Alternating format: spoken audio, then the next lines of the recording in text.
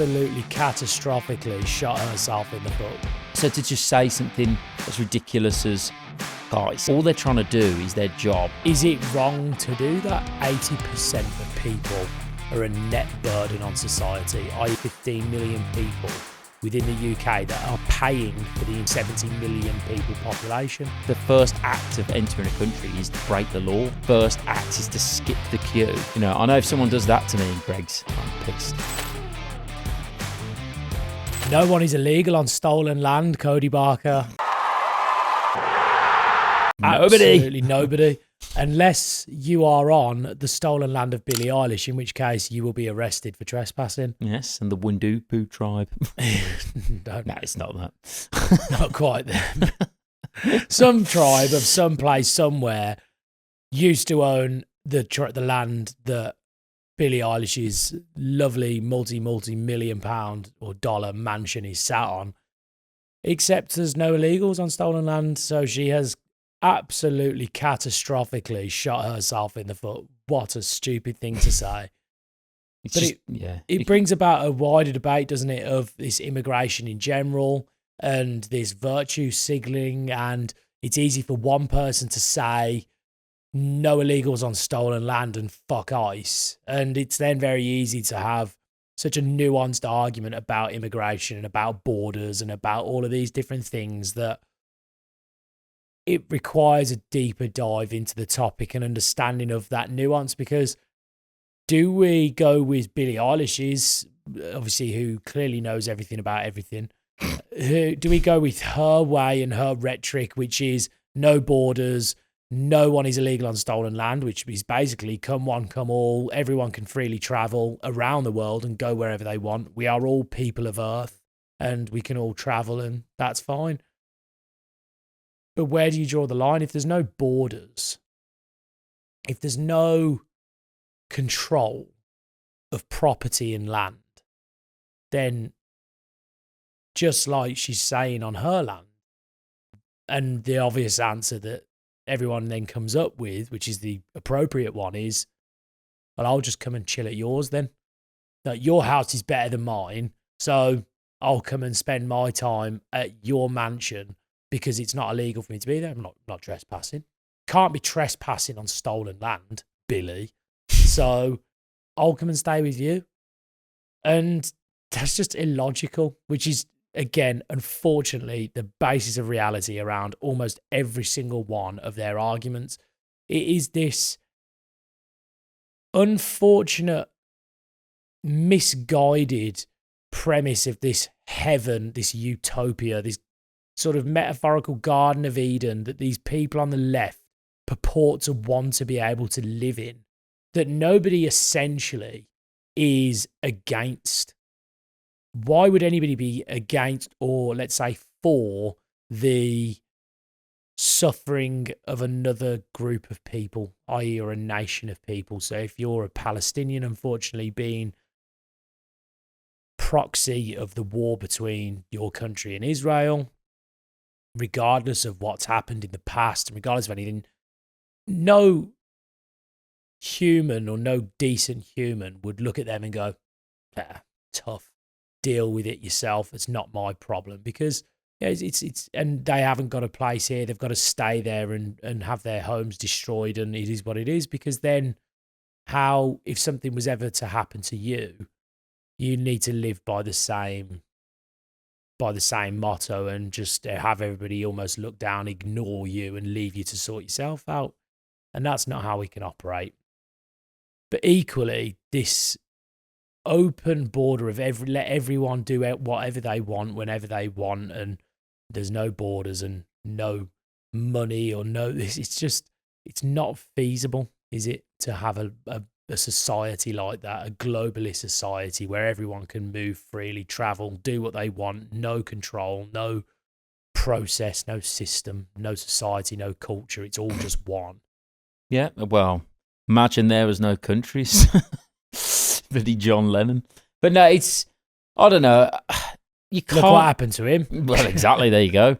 But you can't base a country off utopia. You have to base it on the best of a bad crowd, I suppose. If you look at countries, and America and the UK and France have all been a bastion of where everyone wants to go. And why? Because of the culture and everything that's there. And that is worth protecting. Not everywhere is the same and has the same rights, like women's rights and all these sorts of things, and gay rights and trans rights or whatever, than our countries that we live in. So it's why everyone flocks to the US or flocks to the UK, because they're like, oh yeah, wicked, we get to do what we want. It's free. Nowhere else has got this free speech and free society. So to just say something as ridiculous as fuck ICE, I mean, all they're trying to do is their job in protecting the cultures and the values that that country has. And if you think that, you don't agree with it, well, no problem. Why don't you be one of the only people that gets on a plane going out of the country instead of everyone else, funnily enough, coming in? Because they obviously like the ideas that that country stands for, which is why everyone goes there. It is this mindset, though, you are right, where everyone complains about, certainly in America, everyone says, this country, I would never fight this country, I'd never do this, and the country's terrible, the government's terrible, the people are terrible.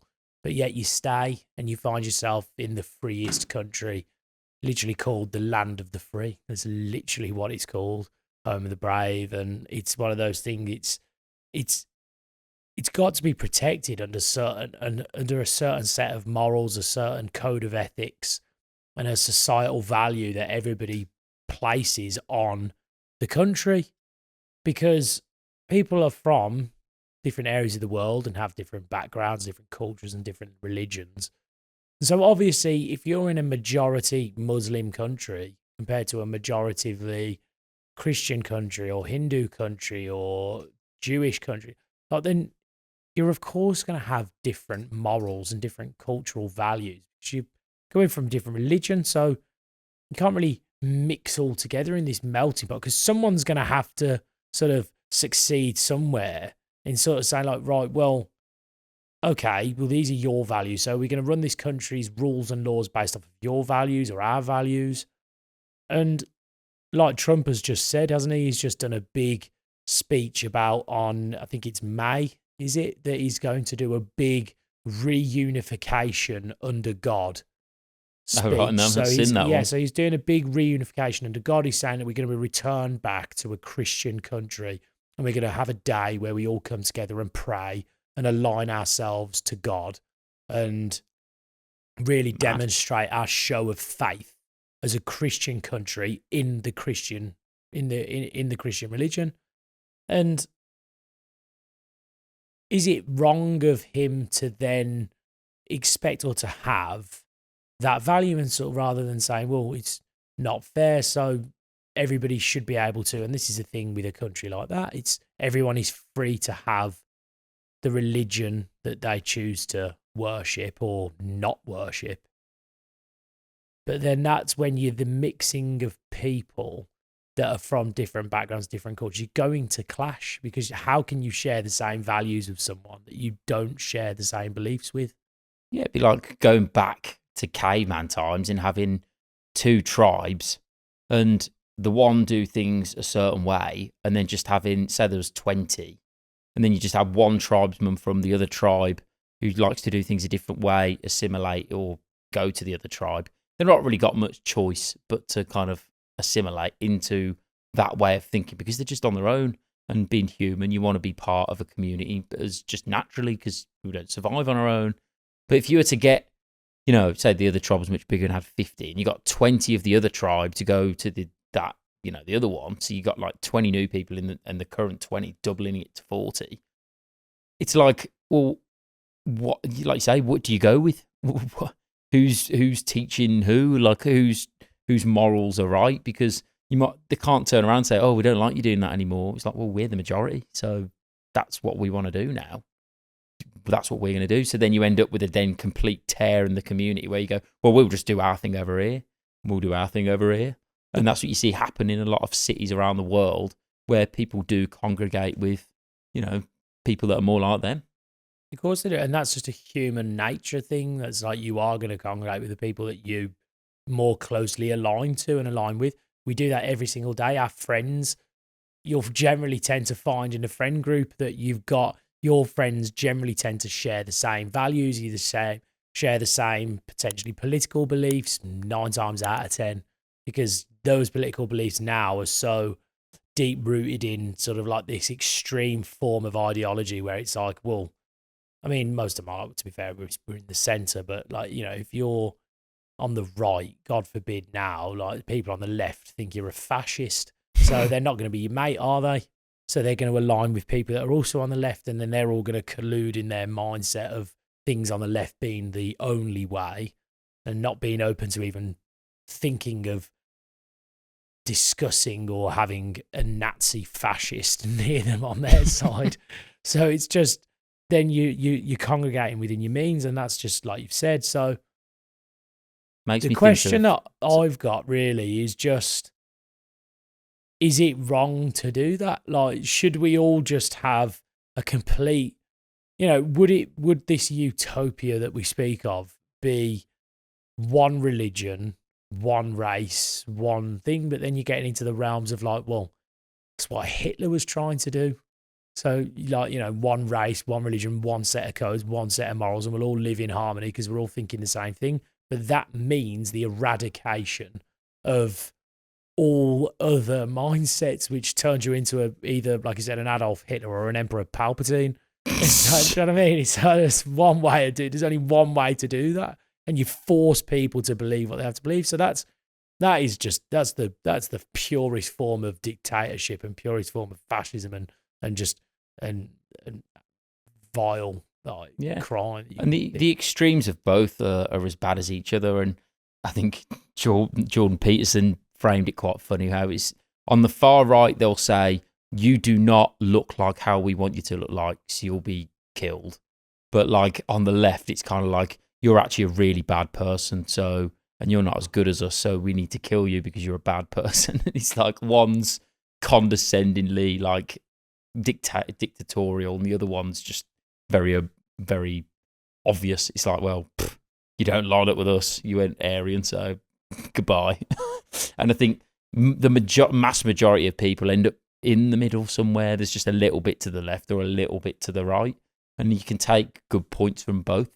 Well, the result is the same, isn't it? If you're both trying to eradicate each other's views, that's what's so ridiculous and fascistic about it, because it's like one is saying you need to believe what we believe because what you believe is wrong. And then the other one is saying the exact same thing, just in a different way.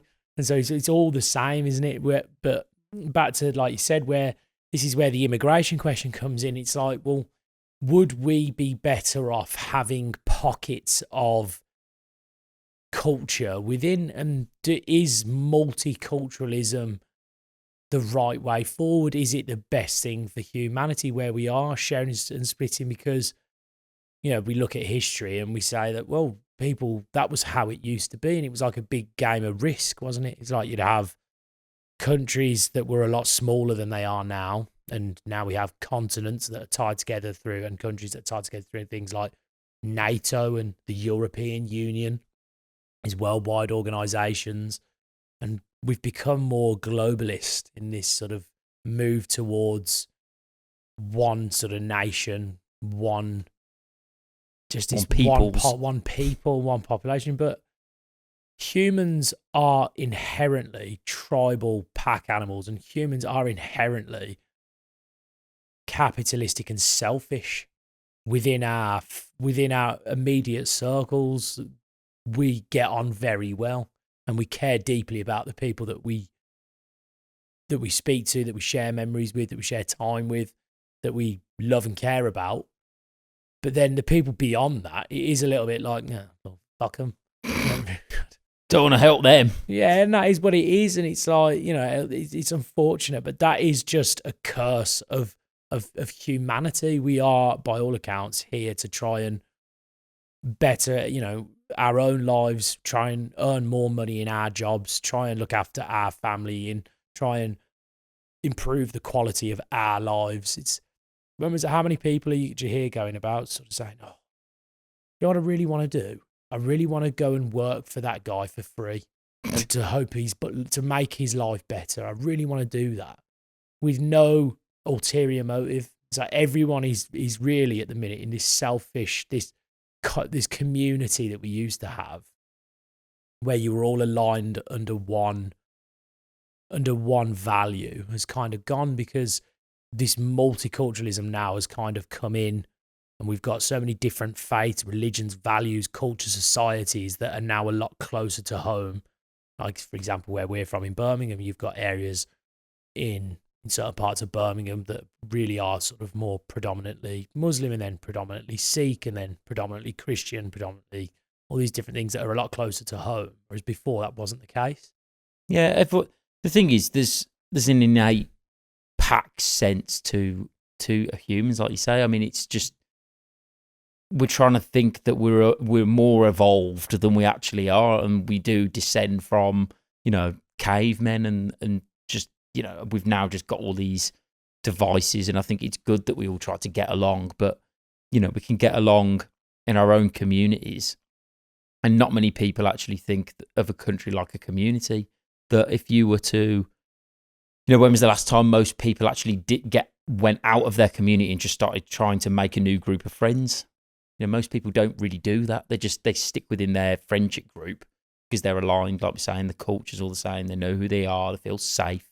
But, no one really just randomly just tries to approach another group. And if you were to do that, they'd probably be a bit like, who are you? Like, there'd be a bit of unnerving towards the person who's just tried to approach another random group. And you just only need to extrapolate that to a country. And if you've got, millions of people in a country, and then tens of thousands or hundreds of thousands of people come, it's kind of like there's always going to be a bit of tension where it's like, oh, who are these people? Like, what their motives? Yeah, it even happens. And it's not sort of drilled into us through too much of like a society, like an existential thing, because even at school, young kids at school, they will very quickly associate with a tribe or a friend, and like it's one of those things. And once you've formed your friend group, you kind of stick, don't you? Really, yeah. But it's one of those things. Like, it's a good point, and it's not done through a racism thing or a background thing. It's just done through a these are my people that I've formed a connection with, and that's kind of just where I'm sticking now. And then you all form the same beliefs, and then you kind of just go off into a path. And there used to be, if you think about it back in the day, it was more like, I suppose, cliques of people where you were like, certainly in this country, you'd have like the mods or the punk rockers or or you'd have like the pops and the rockers and all these different people and groups Jocks that you were in. Yeah, you were in different groups, and then you would align to that group. And it's not, these little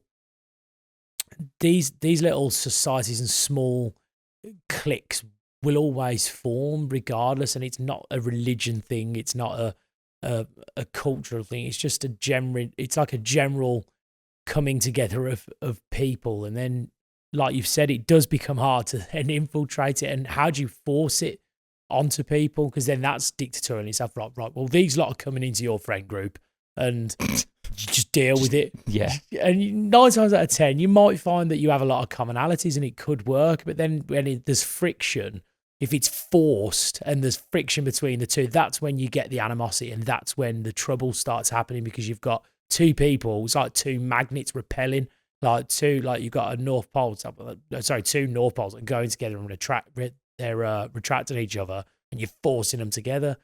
Do you know what I mean? It just can't be forced. Ty, I don't know about you, but we're having a great video, but there's something definitely missing. I think you're right. Subscribe right now. We'll wait. Yeah, we're still here. Subscribe. I've heard people to sort of steel man the argument, turn around and go like, well, when America was forming, loads of people, the whole of America was immigrants, and it was all the Mayflower, and everyone's all immigrants. And I think the difference there was a common goal, that it was like, you go to America because you want to better yourself, and you want a job, and you want to work. And there was no handouts for people who just could turn up and just say, oh, well, I just want some free money. I just want a free accommodation. It's like you went there to work. It's like you either work or you die. Like, you have to help us build New York and build the United States. And I think, from that kind of lens, it wouldn't matter as much because everyone would be pushing in the same direction. People would come in, every single one of them would work, and every single one of them would contribute to society. I mean, I know we were talking about, most people aren't even a net positive or most people are a net burden to, they'll take out more of society than what they put back in. And it's like, if everyone put back in, the difference level, and we wouldn't even be having these discussions because everyone would be the same. 80%, this is in the UK, that 80% of people are a net burden on society, i.e. they take out more than they put in. And that's just taken from the tax data that 46% of households are net contributors and 54% are net takers, so that they use more than they give. That means more than half are taking away from the people that are contributing. But then obviously within a household, there are children that are, by all accounts, dependent, so they aren't earning money. Then you've also got the elderly and pensioners again who are on they're taking net pensions state pensions. So they're also net takers as well. So we, based on sort of the numbers and the math, and again, you can go and Google this, go and do it on ChatGPT and AI and find out for yourself that it is literally only around sort of 15 million people within the UK that are paying for the entire 70 million people population that are net positive. And so, and then again, imagine you've only got a percentage of those who are then paying their way more than their fair share. So you've got a society where only 20% of people are propping up the entire 100%, the entire country. And like you said, with the US back then, everybody's contributing and not taking it out because everybody is under this same mission of, we have to build something great. We have to put the infrastructure because there's nothing here yet. So we need to build it. And like you said, you're all aligned in that value. So it is a tough one. But once that's then built, then the argument from the other side is, well, why are other people not allowed to come and share if they're willing to add into the pot? But our argument and the issue, I suppose, is that, well, what if they don't?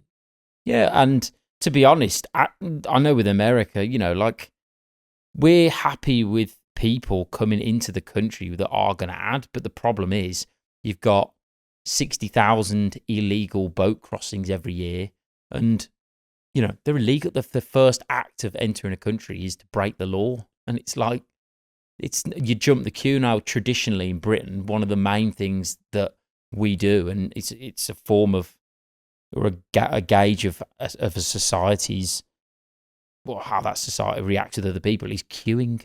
Like the British are renowned for being very good queuers, which is hilarious. But, if, again, an illegal immigrant's first act is to skip the queue, I know if someone does that to me in Greg's, I'm pissed. It doesn't happen. Because they know what they're getting. It's a fucking sausage roll around the face. So, jump in the queue, it's not good, especially not in Britain. No, it's not. But like you said, the reason and I have to counter and all these arguments is where the other side comes back. It's like, he goes, well, would you let somebody cut in front of the queue if you were well fed, you weren't that hungry, you were just looking for a quick coffee or a sausage roll, as you've said, and that person is literally on death's door saying, I've got no food, I haven't had a drop of water or food in the last 3 days. Can I please just go ahead of you because I'm so close to starving? Well, I'd let them skip ahead, but then they've got to go back. I'd let them have a bit of a sausage roll for a bit. I'd let them have a bit of shelter, and then they can go back. Do you know what I mean? You're not permanent. You can't stay in Greg's the rest of their life, can they? They get sausage rolls for free forever. That's not how it works. Yeah, give them a few little crumbs. Jesus Christ. No, I'm kidding. No, I know you are. No, but it's true. I get what you're trying to say. So there is a sentiment of like, okay, well, there are then only so many sausage rolls, and we're sticking with Greg's here. Great free press for Greg's. But there are only so many sausage rolls. So if they take more than now their fair share, and there's now not enough for everyone else, then everybody else is lacking the same size pie. Is lacking a sausage roll, which everybody knows are elite. Yeah, exactly. In England, Greg's is a way of life. Literally. But you can tell we've had a Greg's this morning. But yeah, no, look, and this is always the nuanced argument of the left. It's like, it goes, so really, okay, the best thing for us to do is to create a program or create a system where, and this is the biggest problem with our government, and this is generally what would solve a lot of these issues for everyone, is to create a system where the people that are arriving in can become immediately net positive. So if they had immediate service roles that they could do, so they had to earn their residency, they had to earn their healthcare, they had to earn all these things. And even if it was just with the basic jobs, societal jobs, the roads are shit.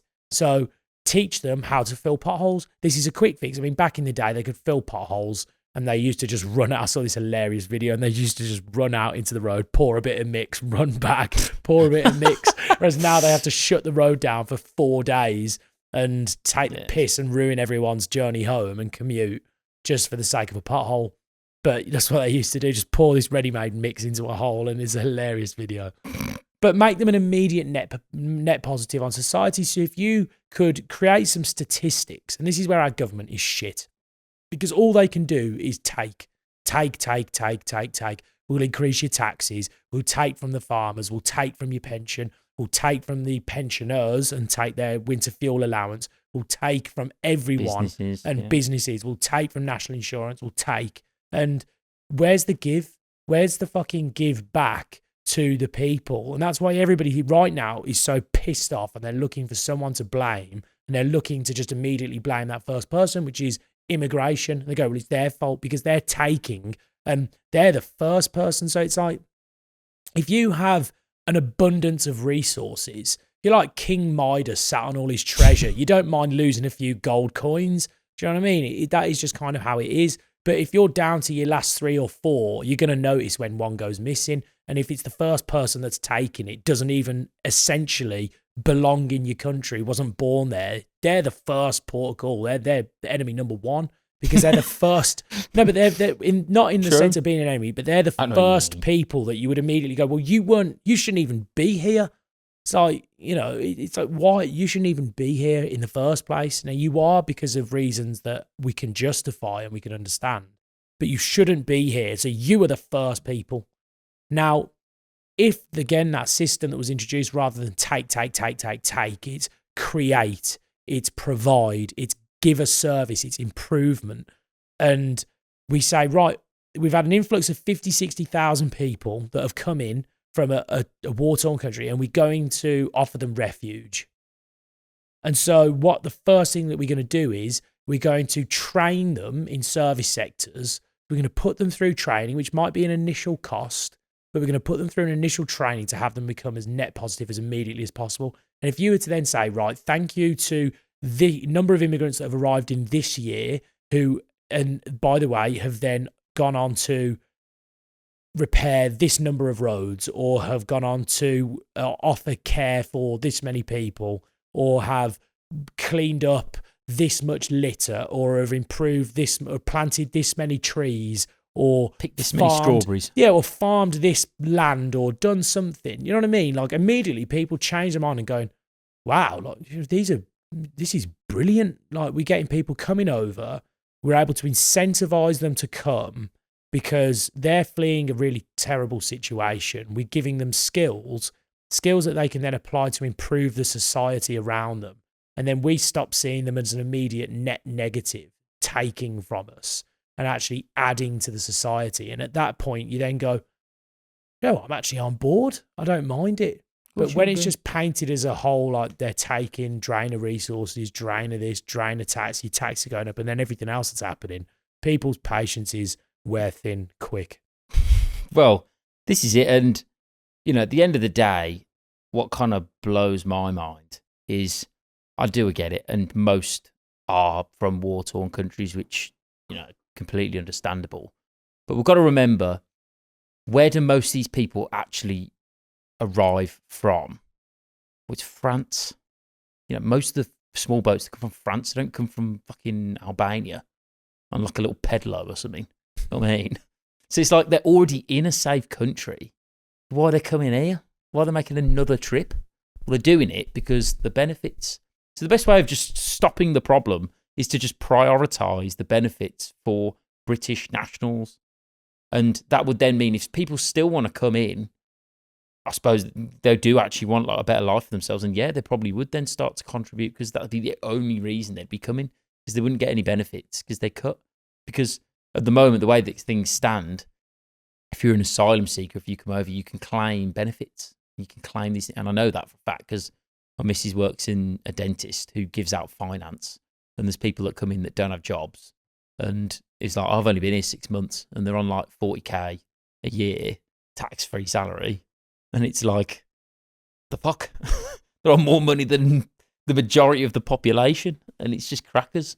So if you just cut the benefits, then if people still want to make the journey, then yeah, they must be here to really want to work. Well, it's the top three. It's in the top three. I think it might be second as the highest cost to tax revenue in the UK is the care. Yeah, it's 300 billion. I think it is a year. And the defence budget's 50. So, not great. No wonder we can't fire a missile from a submarine, just fucks itself and goes up and just plonks back in the sea. Yeah, we're... Maybe we need to get them repairing the submarines. Yeah, I think that's probably... it's a good protocol, but no, again, you're not wrong. Again, like I said, put to national service. Yeah, national service is a great thing to reintroduce for the people that are then coming in. They want to come and live in the country. They should fight for they should want to fight for the country that they've joined. And we, not immediately. If you're fleeing, it's not great. Send them to Ukraine. Yeah. We need to put a platoon over there, don't we? Yeah, lads, you've promised land, right? We've got to fly you out over there quickly. Send you back. But God, this podcast isn't going well. Not for the political correctness anyway. But no, I think everybody's going to get the point. I think like national service doesn't immediately include arming them with an AK-47 and sending them overseas back where they've come from. But I think national service, to be able to, like you said, make sure that you are a net positive and be able to repair the roads, look after the infrastructure and offer some level of service. Or, by all accounts, like you've said, once there's been a comfortability that has been restored to them, go and work to have an aid program where we offer aid to other countries with the people that we've used. I mean, I would like to think if you have, and I saw a great story of a young lad, and there's this wicked guy on YouTube. He does he has cups of tea with strangers, and he'll offer them cups of tea. And this guy's name was Masood, I think, and his mom and dad they'd fled from Afghanistan maybe 20 years ago. So obviously around the time of the war. So 23 plus whatever years ago. And lovely guy, really, really good, great values. And obviously he was 5 when he moved. And he was saying about how when you've been through something like that, your empathy towards others who are going through the same situation obviously is massively increased, which for us is why, it is very easy, and I'll say it how it is. And it's very easy to say what we're saying and have a look. And I know we're having a bit of a laugh and a joke about it, but, we understand the seriousness of the situation and genuinely, like I've said at the start, I don't sit here and believe that anybody should be suffering, and especially in their own homes. It's horrible. And I would be the last person that would want to trade places and move there and do that. So, I can understand the hardship that they're going through. But from someone that's actually, like you said, this Masood, he had genuinely been there, done it, gone through it. And so if he's arrived, and this is where I don't get it, if someone then has arrived into the country and has been offered this refuge, you would be so grateful to that place that has offered you sanctuary. You would think that you would be so indebted to that place that you would be doing everything you can to make sure that it is upheld and that you give back. And Arnold Schwarzenegger is another great example of this, where he talks about how important it was for him to arrive in America and be a net positive to America, and he talks about it all the time, how he came and he arrived and he set up businesses and he gave back, and he ran as the governor for California and did an incredible job for a period of time, and added so many policies, and then he helped with sport and their Olympic team and business, and then with entertainment, all these things that he's done. And it's like, if you imported 50,000, if you said 50, 60,000 people per year, if you imported 50, 60,000 Arnold Schwarzeneggers into your country every year who were giving and contributing as much as he has, you would be a very good and well-off and happy country. And be Dubai. It would be Dubai. Pretty much what they've done, isn't it, really? Well, their infrastructure, I mean, they've got, look, every country has problems, but they're very rich in infrastructure and very rich in society, and their taxes are incredibly low. They're clean. There's not zero laws being broken, but it's a very safe country. Not, again, like you said, doesn't mean there are no crime. There is nowhere on planet Earth a zero crime. Apart from that town in Hot Fuzz. Oh, you just thought of that. There's no crime, is there? What makes you think it was murder? But it's true, isn't it? Like, it's honestly, there's every country has problems, but Dubai, again, have been, it's a place you can wear your valuables, you can avoid things being stolen. You can avoid worrying about being murdered on the street and stabbed or things like that. And, that is right. They have created, but they've stuck to a set of cultures and values, haven't they? Yeah, and the rules, and then taking it back to ICE and all these people. And, I don't agree with everything they've done, and sometimes it's been a bit too forceful, and sometimes they've gone too far. Like, obviously, that's going to happen sometimes. It's inevitable. And that doesn't mean it's right, and the repercussions have got to be taken on the times that it does go too far. But it doesn't mean we then just need to say, oh, the whole thing's bad. I know you said once that it was like, ICE capture more rapists and paedophiles than, say, the police and any other law enforcement body in the whole of the United States. Exactly, and there was a video of a guy who, again, all of these protesters against ICE who are quite literally saying, fuck ICE, nice one, Billie Eilish. Who are doing what they're doing and say what they're saying because they haven't got a firm understanding. Because again, we've said it time and time again, you see one news story, one situation, and then immediately characterize and paint the entire organization or that entire person or type of people, group of people with the same prejudice. And it's so funny, isn't it, the irony where these same people, it's like, fuck ICE, they need to be destroyed, they need to be absolutely eradicated from the face of the planet. But it's like they're the righteous ones, they're the virtuous ones, because it's like they're the same ones that say, well, just because one, let's say, using an example that's, let's be honest, talked about in the media a lot, just because one Muslim is a terrorist doesn't mean that they're all terrorists. But just because one ICE agent shot someone doesn't mean all ICE agents are, or all police. And they don't think about the logic that they apply to their own arguments, do they? No. And so they've seen one person with ICE and said, well, fuck ICE, they're the worst humans in the world. So that's just not the case. You've got to apply the same logic to your arguments on the one side as you do to the other as well. So with ICE, there's a video, and there's many videos of these protesters who are trying to completely neutralize ICE and what they do and how they do it. And the guys pulled up and said, are you lot taking the piss? We are here, quite literally, to arrest a known child sex offender, and you are impeding our investigation, and you are helping them get away. Right now, you are impeding us from making an arrest for this violent, registered sex offender that we are looking to try and detain. And you are that's who you're currently trying to help. And it's like under that logic, under that reframe, they must be thinking like, like, how do you battle with that logically in your own head, where you've just immediately on the one hand gone, they're the worst organisation in the world? Because what do? It's like, either way, that's not good enough. Like, let him go. Like, you need to stop. Like, fuck you. Like, where are you going to fall in that?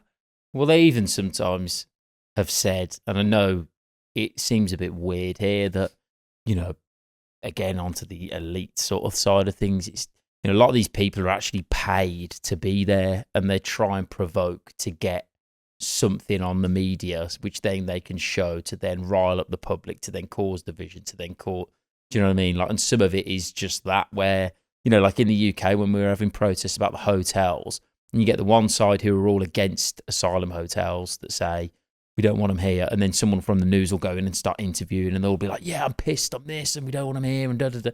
But then you go to the other side who's trying to protect the hotels, and you're like, can we get just some information as to why you want to protect the hotels? And they're like, no, not talking. It's like, but you're protesting. The whole point of a protest is to be heard. And a media organisation's going, oh yeah, do you want to talk about your position then? And they're like, no. All the signs are like professionally made, and it's all a bit weird. So it's, again, ICE elites, or we've been moulded by the masses, well, by the elites, By the media. And who controls the media. It's all very the scary. Illuminati. Oh God, no. Oh God, I'm. Oh no, he's a part of the problem. No, it's a lot at the minute, and it's only. I think it's is it going to get worse? It's going to get better? Who knows? I think it's a weird time that we're living in, and we'll see. Like you said, there's big changes coming with the new elections that are potentially happening sooner rather than later, with Mr. Keir Starmer, who's clearly befriending the wrong people. And we'll see what happens, because the two new parties might be coming into the UK with Green and Reform. So let's watch this space and see what happens. Yeah, I can see you wearing the colours of the one party. Accidental. Purely accidental. Tough one.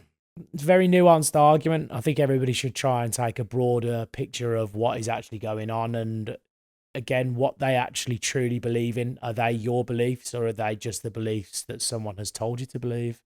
So be a bit more open-minded. Stop immediately tarnishing one person or an organisation with the same brush just because other people have either followed in their footsteps or are part of the same organisation or part of the same group or political beliefs.